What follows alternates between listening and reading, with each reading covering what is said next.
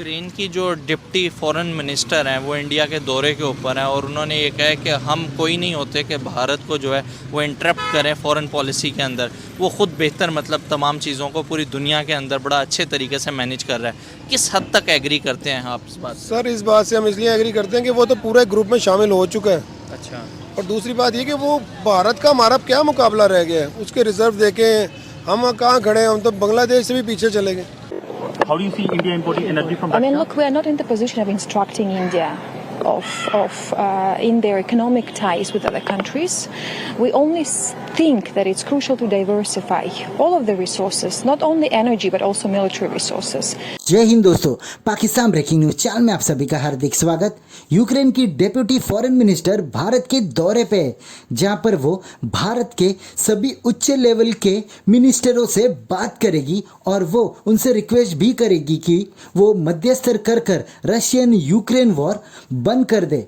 वहीं पर वो भारत के प्राइम मिनिस्टर नरेंद्र मोदी जी को भी यूक्रेन में इनविटेशन भेजेगी और यूक्रेन का जो भी हाल है वो उनको बताना चाहते हैं। जहां पर डेप्यूटी फॉरेन मिनिस्टर का ये कहना था कि भारत एक इकलौता देश है जो कि रशियन यूक्रेन वॉर को समाप्त कर सकता है, क्योंकि भारत दुनिया की ऐसी कंट्री है जहां पर उनकी बात सुनी जाती है, जहां पर भारत की पॉलिसीज़ को कोई भी निगलेक्ट नहीं कर सकता और भारत दुनिया की सबसे बड़ी डेमोक्रेसी है।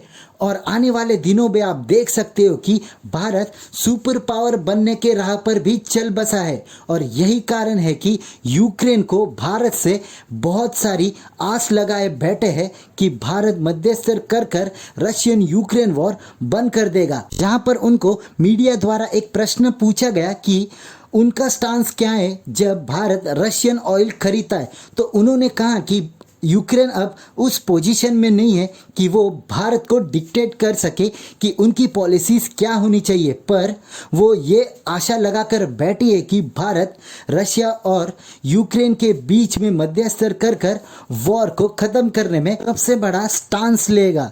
तो क्या भारत रशिया और यूक्रेन के बीच के वॉर को ख़त्म करने में कोई स्टेप्स उठाएगा? ऐसे ही वीडियो को अंतिम तक देखते रहिए, लाइक कीजिए, शेयर कीजिए और सब्सक्राइब कीजिए हमारे चैनल को और बेल आइकन दबाना बिल्कुल भी ना भूले और आपकी जो भी राय हो उसे कमेंट बॉक्स में ज़रूर दें। धन्यवाद। Yes, the invitation is there. My president will also do so in case if the phone conversation will take place, and we request this phone conversation.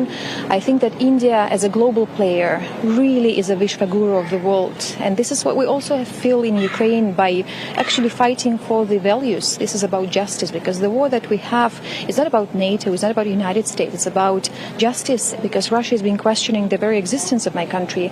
Within our history of 1,500 years, Ukraine never attacked any other country like your country.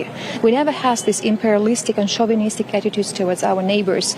So I think for us it's crucial that we are the victim of the war, of unprovoked war, of the neo-colonial war.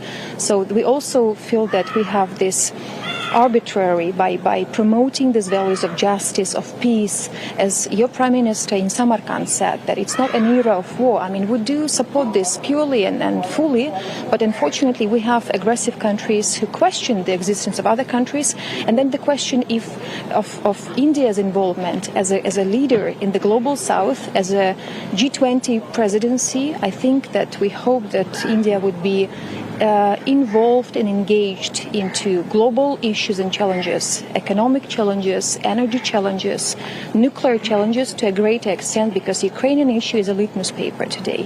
Amine Dzhaparova ने कहा कि हम भारत को उसके आर्थिक संबंधों को लेकर किसी भी तरह से निर्देश नहीं दे सकते। हमें लगता है कि भारत को अपने संसाधनों को लेकर विविधता लानी चाहिए, ना ही सिर्फ ऊर्जा के क्षेत्र में बल्कि अपने सैन्य के क्षेत्र में भी लाना चाहिए। यूक्रेन के उप विदेश मंत्री ने कहा कि हमारे देश में जब हम सिर्फ रूस पर निर्भर थे तो उन्होंने उसका गलत फायदा उठाया। भारत को सैन्य अनुबंधों, राजनीतिक बातचीत में व्यवहारिक होना चाहिए। एमीन जापरोवा ने कहा कि अगर मेरे राष्ट्रपति की बात प्रधानमंत्री मोदी से होती है तो वो उनके यूक्रेन आने का न्योता देंगे। मुझे लगता है कि एक वैश्विक खिलाड़ी के रूप में भारत वास्तव में दुनिया का विश्व गुरु है और मूल्यों और न्याय के लिए लड़ते हुए हमने यूक्रेन में यही महसूस किया है। यूक्रेन के उप विदेश मंत्री एमीन जापरोवा का ये बयान वास्तव में हैरान कर देने वाला है। इस युद्ध में जहां भारत हमेशा से न्यूट्रल रहा है, लेकिन इसके बावजूद भी रूस भारत का अच्छा दोस्त है और ऐसे में अब यूक्रेन ने भी भारत को विश्व गुरु बताते हुए भारत से मदद की गुहार लगाई है। यूक्रेन की जो डिप्टी फॉरेन मिनिस्टर हैं वो इंडिया के दौरे के ऊपर हैं और उन्होंने ये कहा है कि हम कोई नहीं होते कि भारत को जो है वो इंटरप्ट करें फॉरेन पॉलिसी के अंदर। वो खुद बेहतर मतलब तमाम चीज़ों को पूरी दुनिया के अंदर बड़ा अच्छे तरीके से मैनेज कर रहा है। किस हद तक एग्री करते हैं आप इस बात से? सर इस बात से हम इसलिए एग्री करते हैं कि वो तो पूरे ग्रुप में शामिल हो चुका है। अच्छा। और दूसरी बात ये कि वो भारत का हमारा क्या मुकाबला रह गया है, उसके रिजर्व देखें हम कहाँ खड़े हैं, हम तो बांग्लादेश से भी पीछे चले गए।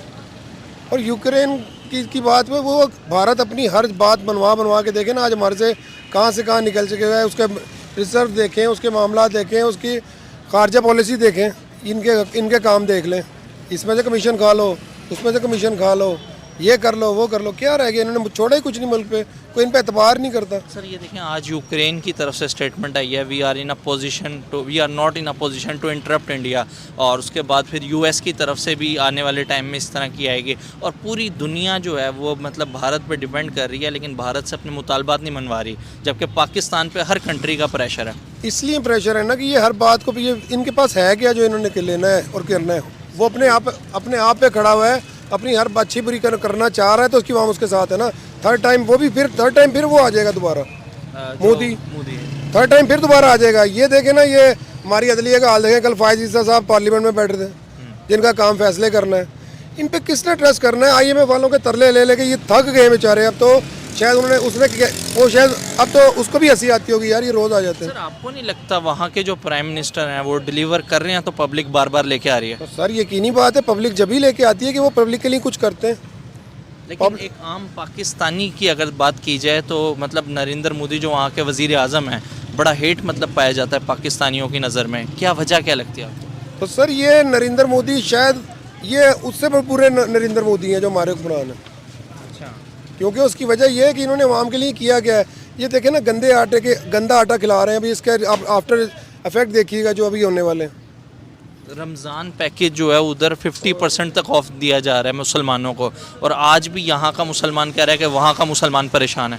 वहाँ का मुसलमान परेशान सिर्फ उस वजह से है जो वहाँ के इंतहा पसंद है। सर वो लोग जो की नहीं बात, अभी आपने पीछे पढ़ा होगा, सोशल मीडिया पर भी देखा होगा कि वो बंदा जिसने कुछ अरसे में थोड़ी सी तरक्की की है, बक्कल बना रहा था वो अपने बैग के। उन्होंने उसकी पूरी फैक्ट्री, इंतहा पसंद हिंदुओं ने उसकी पूरी फैक्ट्री को आग लगा दी। इवन उसको जब उसने अपनी जान बचाना चाहिए तो उसको उन्होंने शहीद कर दिया। लेकिन सर मैंने अभी पिछले दिनों इंटरव्यू किया कुछ गुजरात के मुसलमानों का, और जो भारत के अंदर रहने वाले मुसलमान हैं वो तो बाकायदा उन्होंने सब्ज़ी मंडियाँ भी जब दिखाई तो 10 रुपये के 2.5 किलो टमाटर वहाँ पे दस्तियाब हैं। और वो कह रहे कि मतलब एक पिछले दिनों इंडियन फैमिली जब पाकिस्तान विज़िट करके गई तो उन्होंने वहाँ पर जाके कहा कि हमें फ़ख्र है हम मुसलमान हैं, लेकिन हमें साथ ही फ़ख्र है कि हम भारत में रहने वाले मुसलमान हैं, इंडियन मुस्लिम्स हैं। सर आपको शायद आपने देखा नहीं, JDC वाले ने जो सब्जी वाले को बुलाया है अपने प्रोग्राम में,